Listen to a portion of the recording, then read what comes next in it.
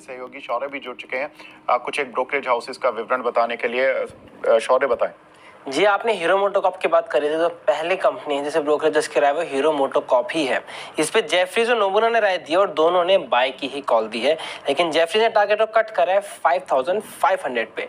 Q2 के result से वो इन लाइन रहे हैं। उनका मानना है कि आगे आने वाले टाइम में टू व्हीलर्स की ग्रोथ जो है वो अच्छी देखने को मिलेगी, जिससे कंपनी को फायदा हो सकता है। लेकिन कंसर्न जताया है तो शेयर डिक्लाइन हो रहा है टू व्हीलर में, और दूसरी एडवर्स डिमांड प्रोफाइल है वो कंज्यूमर्स की निकल के आ रही है, कंज्यूमर का शिफ्ट भी देखने को मिल रहा है प्रेफरेंसेस में। और दूसरा नोमुरा ने कहा है कि नोमुरा ने बाय की कॉल दी है, टारगेट है 5805 करोड़। उन्होंने कहा है कि जो रूरल एरिया में जो अर्ली सेल में रिकवरी देखने को मिल रही है वो सपोर्ट करेगी सेल्स पे, क्योंकि 54% जो सेल आते हैं वो रूरल से निकल के आते हैं।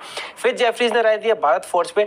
भारत फोर्ज पे अंडर परफॉर्म की कॉल है, टारगेट है 1100 का। और यहाँ पे Q2 जो थे वो 12% मतलब एस्टिमेट रहे हैं, क्योंकि वीकर देन एक्सपेक्टेड परफॉर्मेंस थी स्टैंड अलोन की भी और सब्सिडियरीज की भी, यानी दोनों ही तरह से जो है नुकसान देखने को मिले। साथ साथ उन्हें सिक्लिकल हेडविंड्स भी नजर आ रही हैं एक्सपोर्ट्स में, वैल्यूएशन भी रिच लग रहे हैं। भारत फोर्ज के सारे कंसर्न है। नोमुरा का भी सिमिलर टाइप का स्टांस, उन्होंने न्यूट्रल की कॉल दिया, टारगेट है 1515 का। और उनका मानना है कि जो नियर टर्म में सिक्लिकल चैलेंजेस हैं यूरोपियन मार्केट से निकल के आएंगे वो दिक्कत देखने को दे सकता है, लेकिन वो लॉन्ग टर्म में डोमेस्टिक डिफेंस सेगमेंट से अच्छे खासे ऑर्डर्स की उम्मीद कर रहे हैं, जिससे फायदा मिलता हुआ नजर आ सकता है। फिर उसका मॉर्गन स्टैनले ने राय दी थी म्यूचुअल फाइनेंस पे। मॉर्गन स्टैनले ने अपग्रेड कर दिया इक्वल वेट पे अंडर वेट से, और टारगेट को बढ़ा के कर दिया 1600 का। उनका मानना है कि जो परसिस्टेंटली गोल्ड प्राइस में इंक्रीज हो रहा है, साथ ही साथ जो रिस्क सिस्टेमिक रिस्क है पूरे सिस्टम में एसेट वाइज क्लास में, तो वो जो है मेन कंसर्न रह सकते हैं। साथ साथ स्ट्रॉन्ग गोल्ड प्राइस हो चुके हैं, साथ में जो ये फैक्टर्स हैं वो गोल्ड को कैसे करेंगे वो इम्पैक्ट देते हुए नजर आएगा। और रेगुलेटरी अनसर्टेनिटी साथ में डाइवर्सिफिकेशन नहीं है वो एक कंसर्न नजर आ रहा है।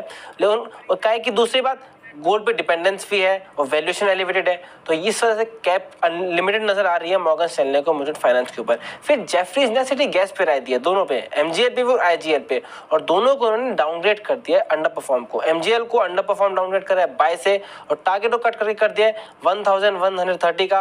और IGL को अंडर परफॉर्म का डाउनग्रेड करा है होल्ड से, और टारगेट कट करा है 390 से 295 का। उनका मानना है कि सेकंड मंथ इन अ रो है जब गवर्नमेंट ने APM एलोकेशन को कम करा है CNG प्लेयर से, जिस वजह से इंपैक्ट देखने को मिल रहा है। और उन्होंने कहा कि जब आगे आने वाला टाइम में दोबारा रिवाइज करेंगे टाइमिंग और प्राइसेस कैसे निकल के आएंगे। तो ये सारी वो कंपनियां हैं जिस पर हमने देखा है कि ब्रोकरेज की राय है, विदेशी ब्रोकर्स की, और साथ में फिर शेयर में एक्शन भी देखने को नजर आया है।